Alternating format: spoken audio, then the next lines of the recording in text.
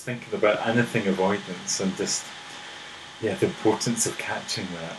Yeah. Indeed, indeed, and it was something that came out in our book. Carl Rogers counsels a black client, and his work with that client, as with many clients, demonstration interviews, I just thought was poetic. It was just beautiful. But what it was noted by a lot of the writers who wrote the critical chapters was that was one particular thing he responded to less significantly than all the other aspects of the client's identity, which is really very interesting. And it was very reassuring to me that some years later Barbara Broadley sent me another demonstration tape of Rogers with an African-American student. And it was conducted at the college's graduation ceremony. Rogers had been there to congratulate all the students on getting their diplomas. And they'd offered a demonstration interview, and it was filmed on the old Super 8 camera. So there's lots of noise and shaky film, and goodness knows what.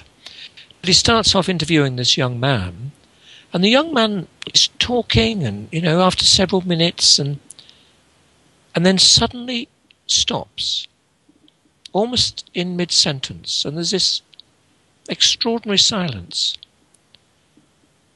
And Rogers suddenly says, you were talking and I was beginning to listen to you, and because I really do want to listen to you, but you've suddenly stopped, and I'm kind of wondering a little bit about what's going on.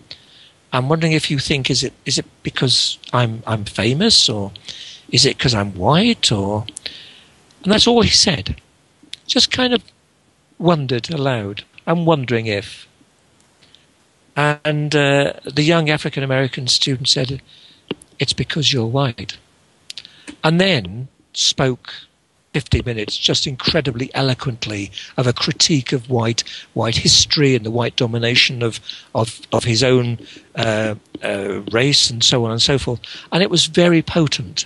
And it was beautiful to see Rogers, almost, if we're only judging by those two videos, filmed 5 years apart, had somehow in some ways moved on or had become more comfortable in articulating the sorts of issues that were very potent, in the 40s and the 50s and 60s and the civil rights movement and all the way through to now.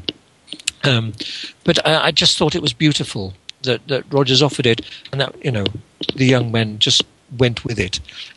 He felt he had an ally in Rogers. Beautiful.